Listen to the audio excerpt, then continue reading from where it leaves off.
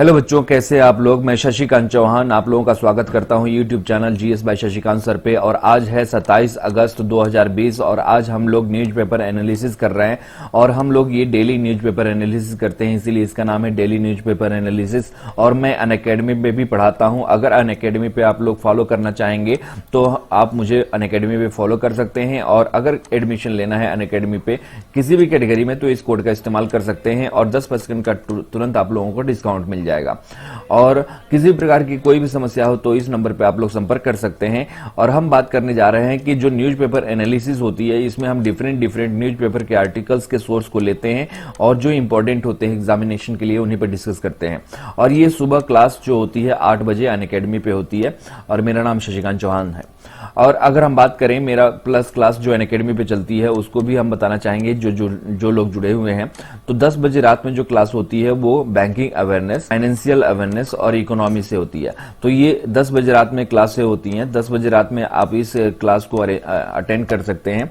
फिर अगली बात करें कि अगली जो क्लास होती है वो मॉर्निंग में 8 बजे होती है। और मॉर्निंग में 8 बजे जो क्लास होती है वो डेली करंट अफेयर से रिलेटेड होती है। और इस समय अगस्त मंथ का चल रहा है, अगले महीने सितंबर का चलेगा। हर दिन हम लोग डेली बेसिस पे क्लासेस करते हैं जो अभी यहाँ पे कर रहे हैं और वीकली रिवीजन भी करते हैं करंट अफेयर्स के। आर्टिकल की अगर बात करें तो आर्टिकल से रिलेटेड अगर बात की जाए तो यहाँ पे आप देख रहे हो कि आर्टिकल का जो मेन हेडलाइंस है इसमें लिखा गया है क्रिसिल का रिपोर्ट। क्रिसिल की अगर बात करें तो क्रिसिल का फुल फॉर्म होता है credit rating information services India limited. तो credit rating information services India limited की बात करें तो इसकी स्थापना 1987 में हुआ था। और क्रिसिल भारत का सबसे पहला क्रेडिट रेटिंग एजेंसी है। तो भारत का सबसे पहला क्रेडिट रेटिंग एजेंसी अगर पूछा जाए तो क्रिसिल होती है। और क्रिसिल की रिपोर्ट में क्या कहा गया है, किससे संबंधित है, तो क्रिसिल की जो रिपोर्ट है वो मनरेगा से संबंधित है, मनरेगा के वर्कर के इनकम से संबंधित है।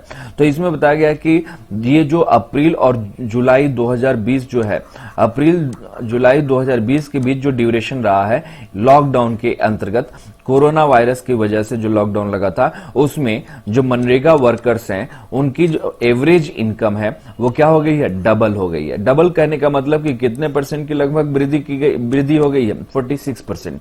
किसके दौरान, कोरोना वायरस के लॉकडाउन के अंतर्गत। और इसमें बताया जा रहा है कि हर वर्कर्स लगभग 1000 पर मंथ इनकम कर रहा है। किस योजना के तहत, मनरेगा योजना के तहत। मनरेगा का फुल फॉर्म होता है Mahatma Gandhi national rural employment guarantee act. और इस एक्ट के जरिए रूरल एरियाज में लोगों को एम्प्लॉयमेंट की गारंटी दी जाती है। और इसमें अगर बता दें कि अभी लॉकडाउन के अंतर्गत वित्त मंत्रालय ने इसकी जो वेजेज है पर डे की वो बढ़ा दी थी। यानी 182 रुपया जो वेज था अब उसको बढ़ाकर 202 रुपया कर दिया गया, 202 रुपया कर दिया गया। और इसका मतलब कितने रुपए की वृद्धि की गई, 20 रुपया का बढ़ोतरी किया गया मनरेगा के वर्कर्स के लिए। और दूसरी बात यह है कि उत्तर प्रदेश सबसे ज्यादा प्रोवाइडर है, जॉब प्रोवाइडर है। कौन सी योजना के तहत, मनरेगा। तो मनरेगा में सबसे ज्यादा जॉब किसने प्रोवाइड किया है, तो उत्तर प्रदेश गवर्नमेंट ने सबसे ज्यादा वर्कर्स को जॉब प्रोवाइड किया है। गवर्नमेंट की अगर बात करें तो गवर्नमेंट ऑफ इंडिया अगला पॉइंट है, अगला आर्टिकल है, government crack down on illegal beneficiaries of PM किसान योजना। तो पीएम किसान योजना बहुत ही इंपॉर्टेंट और बहुत ही महत्वपूर्ण ये योजना है जिसका पूरा नाम है प्रधानमंत्री किसान सम्मान निधि योजना, जिसके तहत किसानों को 6000 रुपया सालाना यानी ईयरली भारत सरकार उनको बेनिफिट पहुंचाती है। अगर इस 3 इंस्टॉलमेंट में दी जाती है, ये 3 इंस्टॉलमेंट में दी जाती है। और ये 3 इंस्टॉलमेंट में मतलब कि 4 महीने पे एक बार दी जाती है। 4 महीने पे कितना रुपया दी जाती है, 2000 रुपए। तो इस तरीके से साल भर में 6000 रुपया हुआ। और ये 1 दिसंबर 2019 से लागू है ये योजना, 1 दिसंबर 2018 से लागू है ये योजना।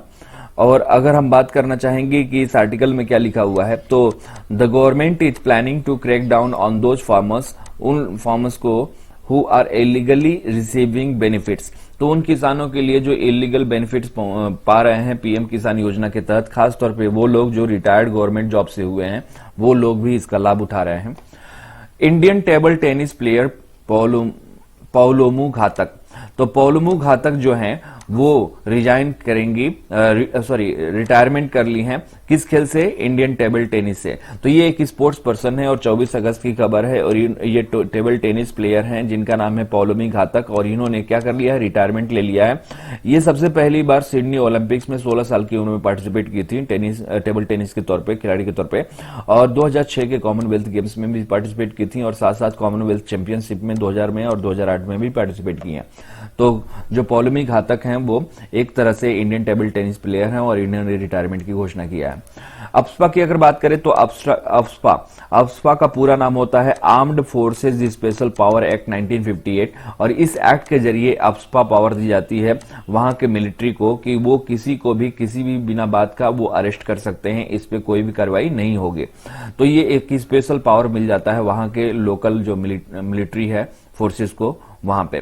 तो अभी इस आर्टिकल से अगर देखा जाए तो अफ्स्पा जो पावर एक्ट है इसको एक्सटेंड कर दिया गया है कितने महीने के लिए, 6 महीने के लिए। कौन से राज्य में किया गया ये इंपॉर्टेंट है, असम में, due to recent insurgent attacks recovery of arms. तो अभी हाल ही में असम में कुछ डिस्टर्बेंस हुआ है और इस अफ्स्पा जो कानून लगाया जाता है वो किन एरियाज में लगाया जाता है, जहां पे डिस्टर्ब्ड एरिया हो, जहां नक्सलवाद मार्क्सवाद जैसी घटनाएं आती हो, आतंकवाद जैसी घटनाएं आती हैं, तो वहां पे अफ्स्पा कानून लगाया जाता है रूल्स एंड रेगुलेशंस को प्रॉपर फॉलो कराने के लिए, जैसे जम्मू एंड कश्मीर, अरुणाचल प्रदेश, मेघालय और त्रिपुरा और साथ में ये असम। तो इन जगहों पे अफ्स्पा कानून को लागू किया गया है। तो असम में खासतौर पे अभी हाल ही की न्यूज है कि 6 महीने एक्सटेंड कर दिया गया अफ्स्पा कानून को। अगला है khadi and village industry commission, जिसको हम केवीआईसी कहते हैं। तो केवीआईसी क्या करेगा, क्रिएट्स करेगा क्या, लोकल एम्प्लॉयमेंट, यानी जो लोकल लेवल पे जो रोजगार उत्पन्न करेगा, किसके लिए, माइग्रेंट वर्कर्स के लिए जो बाहर से आए हुए हैं उनके लिए। और ये किसके तहत, एक प्रोग्राम के तहत, और उस फ्लैगशिप प्रोग्राम का नाम क्या है, हनी मिशन प्रोग्राम। तो इसका मतलब कि केवीआईसी के द्वारा यानी खादी विलेज इंडस्ट्रीज कमीशन के द्वारा लोकल लेवल पे माइग्रेंट वर्कर्स के लिए काम मुहैया कराई जाएगी और वो किससे संबंधित होगी, हनी प्रोडक्शन से यानी शहद के उत्पादन से, जो एक फ्लैगशिप प्रोग्राम है केवीआईसी का जिसका नाम है हनी मिशन प्रोग्राम। और इसमें अगर बात करें ये आत्मनिर्भर भारत अभियान के तहत ये रोजगार उत्पन्न किया जा रहा है हनी प्रोडक्शन में। यहां पे हम बता दें कि एमएसएमई के जो मिनिस्टर ऑफ स्टेट्स हैं जिनका मैं प्रताप चंद्र सारंगी, इसके उपलक्ष्य में 700 बी बॉक्सेस यानी हनी प्रोडक्शन में बी बॉक्सेस यूज होते हैं, 700 बी बॉक्सेस दिए गए हैं 70 माइग्रेंट्स को। इसका मतलब कि 10 B box each migrant workers को दिया गया है। और ये कहां के लोगों को दिया गया है, सहारनपुर और बुलंदशहर डिस्ट्रिक्ट में उत्तर प्रदेश में ये डिस्ट्रीब्यूट किया गया है। किसके द्वारा, प्रताप चंद्र सारंगी के द्वारा, जो एमएसएमई मिनिस्टर हैं, स्टेट मिनिस्टर हैं। वैसे तो एमएसएमई के अगर यूनियन मिनिस्टर की बात करें तो नितिन गडकरी जी हैं, ठीक है। और ये जो 70 माइग्रेंट्स को दिया गया है, ये माइग्रेंट वर्कर्स हैं, कहां से आए हुए हैं, ये कर्नाटका, महाराष्ट्र और गुजरात से आए हुए हैं। और केवीआईसी के द्वारा ये पहल शुरू की गई है। और केवीआईसी की अगर बात करें तो केवीआईसी के ब्रांड एम्बेसडर पंकज त्रिपाठी जी को बनाया गया। और साथ में अभी हाल ही में आईटीबीपी को ये मस्टर्ड ऑयल भी सप्लाई करने की बात किए हैं। और केवीआईसी के द्वारा अभी हाल ही में अगरबत्ती कार्यक्रम भी चलाया गया है जो इससे रोजगार मिल सके एमएसएमई मिनिस्ट्री के अंतर्गत। तो ये केवीआईसी से जुड़ा हुआ पॉइंट्स है। अगर अगला पॉइंट हम देखते हैं 26 अगस्त 2020 की खबर है, ब्रिक्स देशों के द्वारा अभी हाल ही में एक मीटिंग अरेंज किया गया है। और ये किस लेवल की मीटिंग है, इंडस्ट्रियल मिनिस्ट्री की मीटिंग है, यानी कॉमर्स इंडस्ट्री मिनिस्टर भारत के जो पीयूष गोयल जी हैं उनके मंत्रालय की मीटिंग है। Attend video meeting to discuss way to boost cooperating in 5G AI, यानी ये जो इंडस्ट्री मीटिंग हुई है वो किस पे फोकस करेगा, किसको बूस्ट करने के लिए किया जाएगा, तो 5G यानी 5th जनरेशन आर्टिफिशियल इंटेलिजेंस को डेवलप करने की बात की जाएगी इन ब्रिक्स देशों के द्वारा। अगर हम बात करें 5G आर्टिफिशियल इंटेलिजेंस तो आज की डेट में बहुत ही इंपॉर्टेंट है। आगे की जो देश के विकास है और तकनीक है वो इसी पे डिपेंड करता है। तो जिस देश में 5G का बेहतर यूटिलाइजेशन एंड डेवलपमेंट होगा वो देश आगे बढ़ सकता है भविष्य में। तो यहां पे अगर बात करें तो industry ministers of BRICS countries attend a video meeting. तो 5 देशों का यह संगठन है और ये 5 देश कौन कौन से हैं, एक ब्राजील है, रूस है, इंडिया, चाइना और साउथ अफ्रीका। और इस साल 2020 में जो ब्रिक्स का कोई भी सम्मेलन हो रहा है उसको लीड कौन कर रहा है, रूस कर रहा है। तो इसकी अध्यक्षता कौन कर रहा है, रूस कर रहा है। और रूस याद रखेंगे कि इसकी अध्यक्षता ब्रिक्स की इस साल किसके पास है, ब्रिक्स रूस के पास है। और अभी हाल ही में एंटी ड्रग और बहुत सारे मंत्री स्तरीय बैठक हुई है ब्रिक्स की, तो वो रूस की अध्यक्षता में हुई है। और हम बात करना चाहेंगे, ये ऑलरेडी हेडलाइंस में हम बता चुके हैं कि 5G और आर्टिफिशियल इंटेलिजेंस फोकस रहेगा इस पे। As per Chinese state media the meeting adopted a joint statement on cooperation in new industries such as 5G AI। अगर बात करें तो 5G AI बनाने वाली जो चाइनीज की कंपनी है हुआई, ये ज्यादा नाम है इसका, लेकिन अंतर्राष्ट्रीय बाजार में इसकी इस साइबर सिक्योरिटी का खतरा है, इसीलिए अमेरिका भी विरोध करता है और भारत भी ट्रायल किया था, लेकिन अब अपोज कर रहा है उससे सामान या प्रोडक्ट खरीदना, इक्विपमेंट खरीदना किससे, हुआई से, क्योंकि चाइनीज कंपनी है।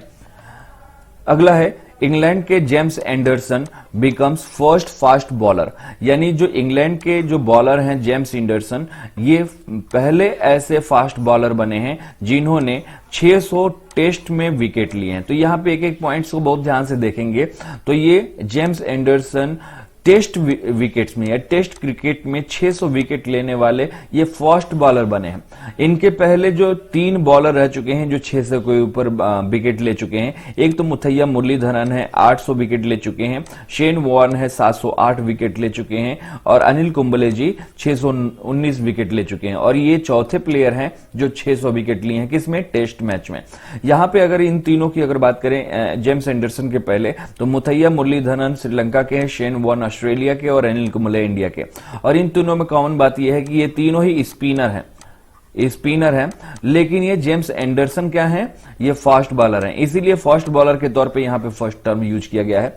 ठीक है, तो जेम्स एंडरसन 600 टेस्ट विकेट लेने वाले ये फास्ट बॉलर में फर्स्ट हैं। प्राइम मिनिस्टर नरेंद्र मोदी की अगर बात करें तो इन्होंने अभी इनॉग्रेशन किया है क्या, first world solar technology summits का। तो ये वर्ल्ड सोलर जो टेक्नोलॉजी समिट होगा, ये होगा कब होगा, सितंबर 8 सितंबर को। और 8 सितंबर की अगर बात करें तो इस दिन लिटरेसी डे भी मनाया जाता है। 8 सितंबर को लिटरेसी डे भी मनाया जाता है, इंटरनेशनल लिटरेसी डे है, याद रखिएगा। 8 सितंबर को क्या आयोजित की जाएगी, वर्ल्ड सोलर टेक्नोलॉजी समिट, और ये किसके द्वारा इनॉग्रेट किया जाएगा, भारत के प्रधानमंत्री नरेंद्र मोदी जी के द्वारा। और ये ऑर्गेनाइज किसके द्वारा किया जा रहा है, ये समिट को ऑर्गेनाइज कौन कर रहा है, तो इंटरनेशनल सोलर अलायंस कर रहा है, जिसको हम आईएसए कहते हैं, और इसका हेडक्वार्टर गुरुग्राम में है। और एक चीज बताना चाहेंगे कि जो इंटरनेशनल सोलर अलायंस है, अभी हाल ही में इसमें 87th मेंबर जुड़ा है, साइन किया है, हस्ताक्षर किया है, और उसका नाम है निकारागुआ। तो निकारागुआ अभी हाल ही में आईएसए का मेंबर बना है। तो निकारागुआ चौथा मेंबर बना है, 87th मेंबर बना है आईएसए का हेडक्वार्टर गुरुग्राम में है। तो ये रिन्यूएबल, ये जो आयोजन होगा वो रिन्यूएबल एनर्जी मिनिस्टर के अंतर्गत होगा। आरके सिंह इसके मिनिस्टर हैं, रिन्यूएबल एनर्जी मिनिस्टर, और उद्घाटन किया जाएगा किसके द्वारा, प्राइम मिनिस्टर नरेंद्र मोदी जी के द्वारा। अगला हम बात करना चाहेंगे कि माउंटेनियर यानी पर्वतारोही जिनका नाम है अनिता कुंडू ने Tenzing Norway national adventure award जीता है। और ये अवार्ड कब दिया जाएगा, 29 अगस्त को दिया जाएगा। तो यहां पर बात करेंगे mountaineer Anita Kundu is a resident of Hisar Haryana. ये कहां के रहने वाली हैं, हिसार हरियाणा के रहने वाली हैं। और इनको रिसीव होगा 29 अगस्त को कौन सा award, Tenzing Norway national adventure award. और ये अवार्ड जो दी जाती है वो किस कैटेगरी में दी जाती है, लैंड एडवेंचर, यानी पृथ्वी पे आप एडवेंचर जो भी काम करते हैं उसके लिए ये दी जाती है Tenzing Norway national adventure award. और इनकी खास बात यह है कि अनिता कुंडू जी की अगर बात करें तो she is the first Indian women to climb Mount Everest from both Indian and Chinese side. यानी अगर मान लीजिए ये माउंट एवरेस्ट है और इधर चाइना है और इधर इंडिया है, तो ऐसा नहीं है, ये तो नेपाल में ही है, इसकी जमीन कहां है, नेपाल में ही है। लेकिन अनिता कुंडू की अगर बात करें तो ये चाइना साइड से भी चढ़ने वाली पहली हैं, और चाइना साइड से और इंडिया साइड से दोनों तरफ से चढ़ने वाली ये पहली महिला है। ठीक है, दोनों साइड से इन्होंने माउंट एवरेस्ट पर चढ़ाई की है, चाइना साइड से भी और इंडिया साइड से भी।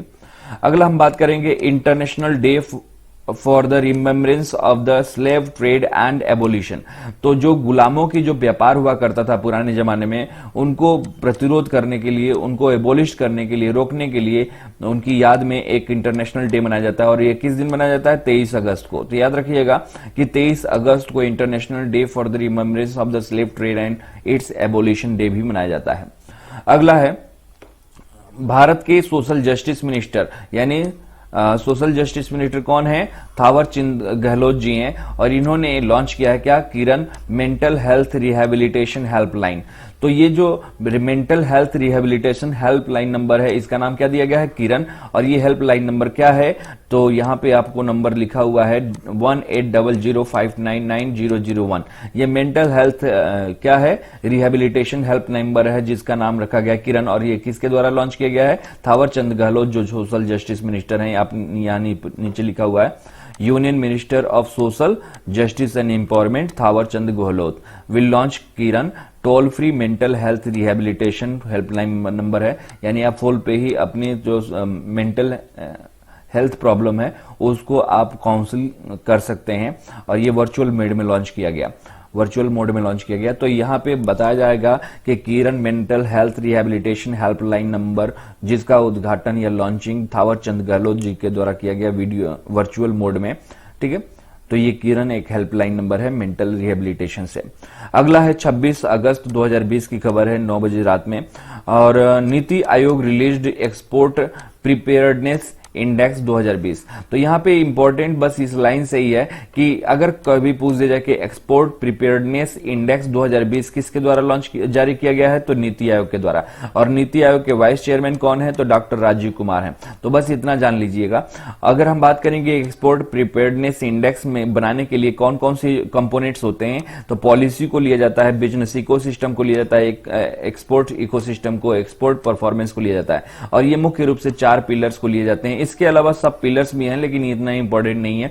तो इस इंडेक्स को तैयार करने की अगर बात करें तो 4 पिलर्स के आधार पर ये तैयार किए जाते हैं, और वो पिलर्स या वो कंपोनेंट्स पॉलिसी, बिजनेस इकोसिस्टम और एक्सपोर्ट इकोसिस्टम, एक्सपोर्ट परफॉर्मेंस है, और ये नीति आयोग के द्वारा रिलीज की जाती है रिपोर्ट। इस रिपोर्ट के अगर डिटेल में देखा जाए तो नीति आयोग के द्वारा जो जारी की गई एक्सपोर्ट प्रिपेयर्डनेस इंडेक्स 2020 है, ये भी 26 अगस्त की खबर है। इसमें गुजरात टॉप किया हुआ है। कौन से स्टेट को टॉप में रखा गया है, गुजरात को टॉप में रखा गया है। अगर इस रिपोर्ट के आधार पर अगर बात करें तो 8 ऐसे कोस्टल स्टेट्स हैं, 8 ऐसे कोस्टल स्टेट्स हैं जो, जिसमें से 6 ऐसे हैं जो टॉप 10 में शामिल हैं। तो जो एक्सपोर्ट प्रिपेयर्डनेस इंडेक्स 2020 है उसमें से टॉप 10 में 6 ऐसे शामिल हैं जो कोस्टल स्टेट्स हैं।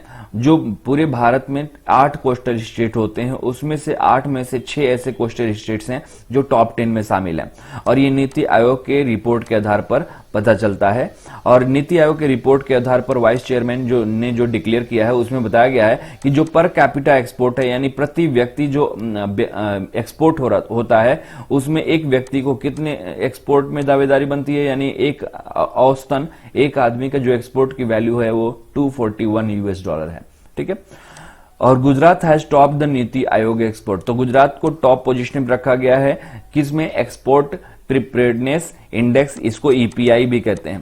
ईपीआई मतलब एक्सपोर्ट प्रिपेयर्डनेस इंडेक्स, और इसमें सेकंड पोजीशन पे महाराष्ट्र है और थर्ड पोजीशन पे तमिलनाडु है। तो अगर हम बात करेंगे कि एक्सपोर्ट प्रिपेयर्डनेस इंडेक्स में सबसे टॉप पोजीशन पे कौन सा है, तो गुजरात है। दूसरे स्थान पे कौन है, तो महाराष्ट्र है। तीसरे स्थान पे कौन है, तो तमिलनाडु। तो ये टॉप 3 याद रखेंगे आप लोग।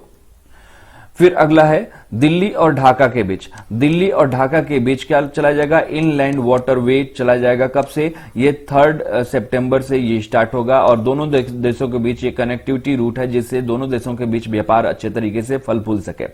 तो ये इंडिया और बांग्लादेश के बीच एक सहयोग समझौता है, और इसके जरिए दोनों देशों के बीच व्यापार बढ़ाने के लिए इनलैंड वाटरवेज को शुरू किया जाएगा। और ये किस नदी पे ये वाटरवे बनाया गया है, वाटरवे शुरू किया जाएगा, गुमटी रिवर। तो गुमटी रिवर कनेक्ट करता है त्रिपुरा और बांग्लादेश को, तो गुमटी रिवर पे ये इनलैंड वाटरवे शुरू किया जाएगा, और इस पूरे प्रोटोकॉल का नाम है इनलैंड वाटरवे ट्रांसिटेंड ट्रेड। ट्रांसिटेंड जहां यूज करते हैं जहां इंटरनेशनल बॉर्डर के क्रॉस करना होता है, आना जाना होता है। ठीक है, और एक किताब लिखी गई है जिसका नाम है क्रिकेट द्रोणा, और क्रिकेट द्रोणा जो लिखी गई किताब है वो जतीन परंजपे के द्वारा और आनंद वासु के द्वारा लिखा गया है। तो याद रखिएगा कि क्रिकेट द्रोणा किसके द्वारा लिखा गया है, तो जतीन परंजपे के द्वारा और आनंद वासु के द्वारा। अब हम लोग आर्टिकल पढ़ लिए, अब एमसीक्यू हम लोग देखते हैं जो इंपॉर्टेंट कल के आर्टिकल से जुड़ी हुई हैं। तो देखते हैं, union minister of road transport and highway Nitin Gadkari has inaugurated 45 new highway projects in which state. तो अभी हाल ही में नितिन गडकरी जी ने किस राज्य में 45 नए हाईवे प्रोजेक्ट्स को लॉन्च किया है, जिसकी कीमत 11,000 करोड़ रुपए बताई जा रही है। और यहां पे बताया, इसी प्रोजेक्ट को इनॉग्रेट करते समय नितिन गडकरी जो रोड ट्रांसपोर्ट और हाईवे मिनिस्टर भी हैं और साथ साथ एमएसएमई मिनिस्टर भी हैं, उन्होंने कहा था कि हर जिले में एक ड्राइविंग ट्रेनिंग स्कूल भी खोली जाएगी। तो ये जो 49 न्यू हाईवे प्रोजेक्ट जो स्टार्ट किया गया है, ये कौन से राज्य में शुरू किया गया है, तो right answer is Madhya Pradesh. Madhya Pradesh में इसका इनॉग्रेशन किया गया है नितिन गडकरी के द्वारा। Name the person who headed the NITI Aayog task force which recommended linking sugar cane price to sugar rate. तो शुगर केन की प्राइस को शुगर रेट के साथ, तो यहां शुगर केन का मतलब गन्ना हो जाएगा, यहां पे शुगर केन का मतलब क्या हो जाएगा, गन्ना, और यहां शुगर का मतलब क्या हो जाएगा, चीनी। तो इस तरीके से अगर देखा जाए तो ये दोनों अलग अलग चीजें हैं। गन्ना शुगर केन प्राइस का मतलब गन्ना का प्राइस, और यहां शुगर रेट का मतलब चीनी का दर। तो ठीक है, तो इन दोनों के प्राइस के बीच जो कोऑर्डिनेशन है और समन्वय बनाने के लिए इंटरलिंक करने की बात की गई है, और उसके लिए टास्क फोर्स जो बनाया गया है, कमेटी बनाई गई है, उस कमेटी का हेड कौन है, और ये टास्क फोर्स किसके द्वारा बनाया गया है, नीति आयोग के द्वारा। तो इसके हेड कौन है, रमेश चंद्र हैं। Right answer is Ramesh Chandra. अगला है name the person who headed the NITI Aayog task force. तो यही आंसर है, वही क्वेश्चन है, सॉरी मैं फिर से रिपीट कर दिया इसको। अगला क्वेश्चन है, Indian government has signed a 500 million loan agreement with which bank to improve quality and safety of Mumbai suburban railway system। तो ये कल के आर्टिकल में हमने बताया था कि मुंबई के जो सब अर्बन रेलवे सिस्टम को डेवलप करने के लिए 500 मिलियन यूएस डॉलर का क्या किया गया है, लोन एग्रीमेंट किया गया है। तो किसके साथ किया गया है, तो इसका सही आंसर है एशियन इंफ्रास्ट्रक्चर इन्वेस्टमेंट बैंक, जिसका हेडक्वार्टर बीजिंग में है, और जी लेक्यून इसके क्या है, जी लेक्यून इसके प्रेसिडेंट हैं। अगला है, find the organisation which has launched a डेब्ट एंड क्रेडिट गारंटीज प्रोडक्ट्स। तो किस ऑर्गेनाइजेशन के द्वारा अभी हाल ही में डेब्ट और क्रेडिट गारंटी प्रोडक्ट लॉन्च किया गया है, जिसका नाम रखा गया है structured finance and partial guarantee programme to NBFC and MFIs. तो ये एनबीएफसी और एमएफआईज के लिए डेब्ट और क्रेडिट गारंटी जो स्कीम लाई गई है, ये किसके द्वारा किया गया है, और इसके जरिए विवृति कैपिटल और उज्जीवन स्मॉल फाइनेंस बैंक के साथ एग्रीमेंट किया गया है। तो किस ऑर्गेनाइजेशन के द्वारा ये सारी चीजें की गई हैं, तो राइट आंसर इज नाबार्ड। तो नाबार्ड ने एनबीएफसी और एमएफआईज को डेब्ट और क्रेडिट गारंटी प्रोवाइड करने के लिए structured finance and partial guarantee programme शुरू किया है, और ये किसके साथ मिलकर, विवृति कैपिटल और उज्जीवन स्मॉल फाइनेंस बैंक के साथ मिलकर। अगला है, which is first bank to India to use satellite data to access creditworthiness of farmers. तो कौन सा भारत का सबसे पहला बैंक है जिसने सैटेलाइट डेटा को इस्तेमाल करेगा, जब कभी भी किसी किसान को लोन देना होगा तो उसकी खेत की इमेज को देखकर, उसकी इरिगेशन प्रॉपर्टीज को देखकर वो लोन प्रोवाइड करेगा। तो सैटेलाइट डेटा के आधार पर लोन किसानों को प्रोवाइड करने वाला भारत का सबसे पहला बैंक कौन बना है, तो आईसीआईसीआई बैंक है। Which general insurance company has launched the first of its kind Shagun gift and insurance. तो शगुन गिफ्ट एंड इंश्योरेंस के नाम पर किसने एक जनरल इंश्योरेंस लॉन्च किया है, और ये एक ऐसा इंश्योरेंस है जो किसी को भी गिफ्ट की जा सकती है। तो इसका सही आंसर है एसबीआई जनरल इंश्योरेंस कंपनी के द्वारा शगुन नाम का गिफ्ट एंड इंश्योरेंस नाम का एक पॉलिसी शुरू किया गया है। Which company has partnered with the नीति आयोग's women entrepreneurship platform to support women entrepreneurs in India। Bharat में महिला उद्यमियों को बढ़ावा देने के लिए और या उनका सहयोग करने के लिए एक प्रोग्राम शुरू किया गया है, एक प्लेटफॉर्म बनाया गया है, जिसका नाम हो वुमेन्स एंटरप्रेन्योर्स प्लेटफॉर्म, यानी WEP, वुमेन्स एंटरप्रेन्योरशिप प्रोग्राम। और ये किसके द्वारा बनाया गया है, नीति आयोग के द्वारा, और किसके सहयोग से बनाया गया है, तो Tech Mahindra. Right answer is Tech Mahindra. तो टेक महिंद्रा और नीति आयोग दोनों ने मिलकर वुमेन्स एंटरप्रेन्योरशिप प्लेटफॉर्म तैयार किया है, जो महिला उद्यमियों को बढ़ावा देने के लिए बनाया गया है। अगला है मल्टी कमोडिटी एक्सचेंज, जिसे हम MCX कहते हैं। इसने अभी हाल ही में रियल टाइम बुलियन इंडेक्स जारी किया है, और उसका नाम रखा गया है MCX ICOMDEX बुलियन या बुलडेक्स रखा गया है। जैसे सेंसेक्स और निफ्टी इंडेक्स होते हैं, वैसे ही MCX भी एक एक्सचेंज है, इसका भी एक इंडेक्स अभी लॉन्च किया गया हाल ही में रियल टाइम बुलियन इंडेक्स के नाम पर, और MCX ICOMDEX इसका पूरा नाम है। Where is the headquarter of MCX, ये क्वेश्चन पूछा गया है। तो right answer is headquarter of MCX is in Mumbai. Right answer. अगर अब देखा जाए तो which organisation has signed MOU, तो कल के आर्टिकल में हमने ये पूरा डिटेल में डिस्कस किया था। AFC इंडिया के साथ और national cooperation union of India के साथ किस ऑर्गेनाइजेशन ने अभी हाल ही में क्या किया है, कोऑपरेशन पे हस्ताक्षर किए है, MOU पे साइन किया है। तो इसका सही आंसर है अपेडा। तो अपेडा ने AFC के साथ भी एग्रीमेंट किया है और NCUI के साथ भी किया है। AFC का मतलब होता है एग्रीकल्चर फाइनेंशियल कॉर्पोरेशन, जो नाबार्ड और एक्सिम बैंक का होल सब्सिडरी है, और दूसरा NCUI का फुल फॉर्म होता है national corporation union of India. इन दोनों के साथ एपेडा ने क्या किया है, एग्रीमेंट किया है। और agriculture and processed food products export development authority APEDA का फुल फॉर्म होता है, और ये मिनिस्ट्री एंड कॉमर्स के अंतर्गत आता है, ministry of commerce and industry के अंतर्गत आता है अपेडा। तो right answer is APEDA, agriculture and processed food products export development authority. अब अगला देखेंगे, which state government has signed MOU with Microtek new technology. तो अभी हाल ही में किस राज्य सरकार ने माइक्रोटेक न्यू टेक्नोलॉजी के साथ क्या किया है, टाई अप किया है। और ये टाई अप किससे संबंधित है, माइक्रोटेक न्यू और राज्य सरकार के बीच ये किससे संबंधित है कि इलेक्ट्रॉनिक मैन्युफैक्चरिंग यूनिट्स खोली जाएंगी उस राज्य में। तो ये टेक न्यू टेक्नोलॉजी के साथ, माइक्रोटेक न्यू टेक्नोलॉजी के साथ और किस राज्य सरकार के बीच इलेक्ट्रॉनिक मैन्युफैक्चरिंग यूनिट्स ओपन करने के लिए एक एग्रीमेंट हुआ है, एमओयू पे साइन हुआ है। तो right answer is Himachal Pradesh.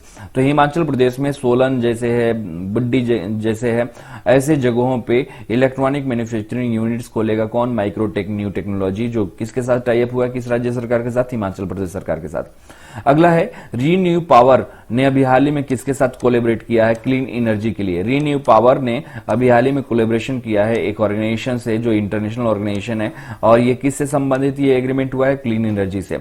अगर क्लीन एनर्जी से संबंधित अगर बात करें तो रीन्यू का जो एग्रीमेंट हुआ है यूनाइटेड नेशंस एनवायरमेंट प्रोग्राम से हुआ है। और यूनेप की अगर बात करें तो यूनेप का हेडक्वार्टर नैरोबी में है, और नैरोबी कैपिटल होती है किस देश की, केन्या की। तो याद रखिएगा। और यूनेप ने ही अभी हाल ही में अपने गुडविल एम्बेसडर दिया मिर्जा को 2 साल के लिए एक्सटेंड कर दिया है उनकी गुडविल एम्बेसडर के पद को। तो गुडविल एम्बेसडर पे जो थी दिया मिर्जा थी यूनेप की, लेकिन इनके 2 साल के कार्यकाल को क्या कर दिया गया है, बढ़ा दिया गया है। अगला क्वेश्चन, जी सतीश रेड्डी को 2 साल का एक्सटेंशन दिया गया है एज अ चेयरमैन किस ऑर्गेनाइजेशन के लिए। तो सही आंसर है डीआरडीओ यानी defence research and development organisation के लिए, जिसका हेडक्वार्टर दिल्ली में है। अगला है, उस भारतीय का नाम बताना है जिसने अभी हाल ही में first ever gold for India लाया, यानी अपने देश के लिए गोल्ड मेडल लाया है इंडिया के लिए, और वो मेंटल कैलकुलेशन वर्ल्ड चैंपियनशिप में जो अभी हाल ही में लंदन में हुआ था। और इस कौन गोल्ड मेडल जीता है इसमें, मेंटल कैलकुलेशन वर्ल्ड चैंपियनशिप में ह्यूमन कैलकुलेटर के तौर पे, तो नीलकांता भानु प्रकाश। ये डीयू के स्टूडेंट हैं लेकिन ये हैदराबाद के रहने वाले हैं। अगला है, which railway station has introduce baggage sanitization, यानी बैग को सैनिटाइज किया जाएगा और साथ साथ रैपिंग मशीन भी वहां पे शुरू की गई है। तो ये कौन सा रेलवे स्टेशन पे ऐसा किया गया है कि बैग को भी सैनिटाइज किया जाएगा और रैपिंग मशीन भी होगी जो रैप करने वाली होगी। तो ये अहमदाबाद रेलवे स्टेशन पे शुरू किया गया। अगला है, आईआईटी स्टूडेंट्स ऑफ आईआईटी कौन सा ऐसा आईआईटी है जिसने अभी हाल ही में पृथ्वी से गुजरने वाला एस्टेरॉयड जो है उसको देखा गया है और पहचाना गया है, डिस्कवर किया गया है, जिसका नाम 2020 QG नाम रखा गया है। तो ये किस आईआईटी के द्वारा किया गया है, तो right answer is IIT Bombay के द्वारा। अगला है, अभी हाल ही में एक किताब आई है जिसका नाम है running toward mystery the adventure of the unconventional life. ये हम कल के आर्टिकल में करा चुके हैं। तो इसे पूछा गया कि इसके लेखक कौन है, तो सही आंसर क्या है, तो बोथ 1 एंड B। तो हमने कल के आर्टिकल में बताया था कि तेंजिन प्रियदर्शी और जारा हॉसबॉन्ड ये दोनों ने लिखा है कौन सी किताब, running towards mystery and adventure of the unconventional life. बस आपको याद रखना है main title running toward mystery किसके द्वारा लिखा गया है, तो ये तेंजिन प्रियदर्शी और जारा हॉसबॉन्ड के द्वारा लिखा गया है। अगला है, नेम द मोबाइल ऐप, वो कौन सा मोबाइल ऐप है जो लॉन्च किया गया है इंडियन एयरफोर्स में, कैरियर ओरिएंटेड ये मोबाइल ऐप लॉन्च किया गया है। तो इस ऐप का नाम क्या है जो इंडियन एयरफोर्स के द्वारा शुरू किया गया है, तो राइट आंसर है माई IAF, यानी माई इंडियन एयरफोर्स में कैरियर ओरिएंटेड ये एप्लीकेशन है। और ये RKS भदौरिया के द्वारा रिलीज किया गया है जो एयर चीफ मार्शल हैं, और वायु भवन दिल्ली में इसका लॉन्चिंग की गई है। ठीक है, तो आज के लिए बस इतना ही करंट और 27 अगस्त से संबंधित।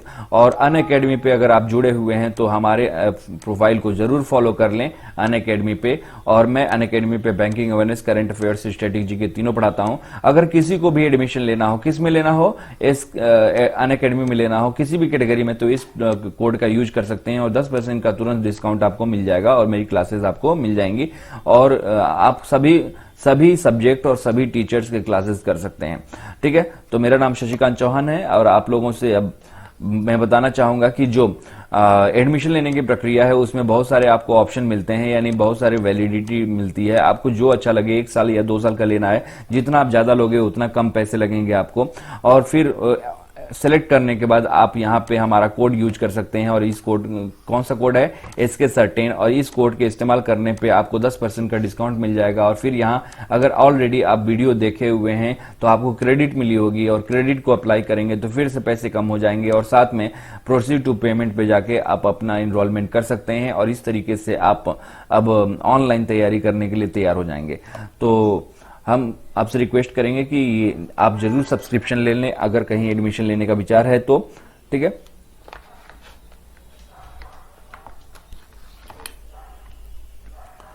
तो इसके लिए थैंक यू वेरी मच, बहुत बहुत धन्यवाद जो हमारी क्लास में आप लोग आए।